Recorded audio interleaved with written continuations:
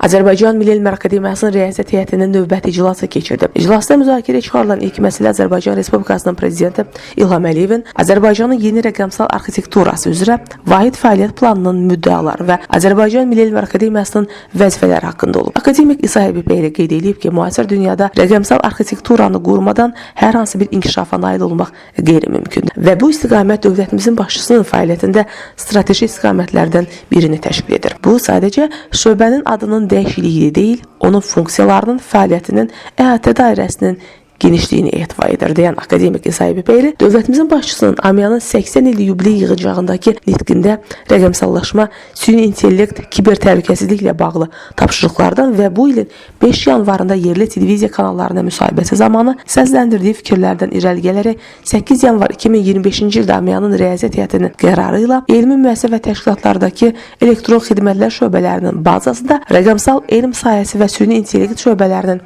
yaradıldığını bildirib. Görülən işlərlə AMIA-nın rəqəmsal arxitekturasının ilkin modelinin formlaşdırıldığını vurğulayan akademik İsa Həbibəyli ikinci mərhələdə bu istiqamətdə kadr hazırlığı ilə bağlı fəaliyyət planının qurulacağını diqqətə çatdırıb. Natiq bildirib ki, dövlət başçısının müşavirədə vurğuladığı kimi rəqəmsallaşma fəaliyyətimizdə başlıca prioritet istiqamət olmalı və ardıcıl, fasiləsiz xarakter daşımalıdır. Cənab Prezidentin sədrliyi ilə keçirilən müşavirədə səsləndirdiyi fikirlərdən irəli gələrək akademiyanın yeni rəqəmsal arxitekturasını necə qurmalıyıq? İlk növbədə akademiyanın prezidenti bu işə maraqlı olmalı, onu strateji vəzifələrdən və əsas prioritetlərdən biri hesab etməlidir. Bu istiqamətdə mühüm nəticələrin əldə edilməsinə kadr hazırlığı və maddi texniki bazanın qurulmasının xüsusi əhəmiyyət kəsb etdiyini bildirən AMIA rəhbəri, elmi müəssisələrin zəruri avadanlıqlarla təchiz olunması məqsədi ilə müvafiq maliyyə vəsaitinin ayrıldığını söyləyib. Dövlət başçısının bu istiqamətdə işlərinin daha səmərəli təşkili üçün hər bir qurumda rəqəmsallaşma, süni intellekt, kiber təhlükəsizlik üzrə bir müavin ayrılmasını tapşırdığını deyən akademik İsa Həbibəyli, həmin şəxsin Rəqəmsal İnkişaf və Nəqliyyat Nazirliyi ilə koordinasiyalı şəkildə çalışaraq əldə etdiyi biliklərin, yeniliklərin növbəti mərhələdə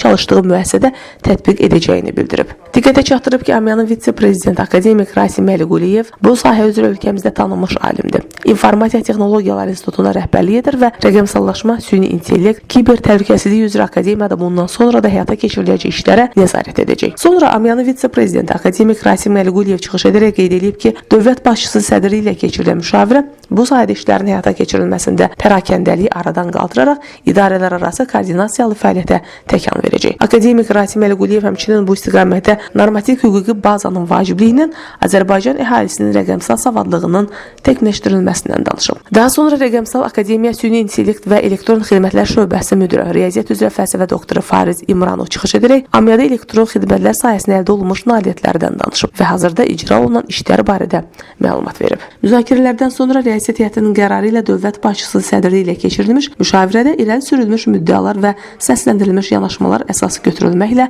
AMIA-da aparılan elmi tədqiqatlarda rəqəmsal texnologiyaların və süni intellektin tətbiqinin daha da gücləndirilməsi qərarı alınıb. Həmçinin AMIA-nın elmi müəssisə və təşkilatlarında rəqəmsallaşma, süni intellekt, kiber təhlükəsizliyi üzrə müavin vəzifəsinə irəli sürüləcək namizədlərin uyğunluğunu yoxlamaq üçün komissiya yaradılıb. Daha sonra iclasda Azərbaycan Respublikası Prezidentinin Böyük Azərbaycan şairi Xaqani Şirvaninin 900 illik yubileyinin qeyd edilməsi haqqında 28 yanvar 2026-cı tarixli sərəncamının icrası ilə bağlı AMIA-nın tədbirlər planının təsdiq edilməsi məsələsinə baxılıb. Müzakirələrdən sonra Riyasət Heyətinin qərarı ilə Xaqani Şirvaninin 900 illik yubileyi ilə bağlı AMIA-nın tədbirlər planı təsdiq edilib. Daha sonra iclasda müzakirəyə çıxarılan məsələ 1-ci Türkoloji Qurultayın 100 illik yubileyinə hazırlığın vəziyyəti və qarşıda duran vəzifələr haqqında olub. Akademik İsa Həbibəyli bildirib ki, ölkə başçısı müvafiq sərəncamına əsasən Qurultayın türk xalqlarının ortaq tarixi mədəni irsinin, elmi düşüncəsinin və humanitar inteqrasiyasının formalaşmasında müstəsna rolu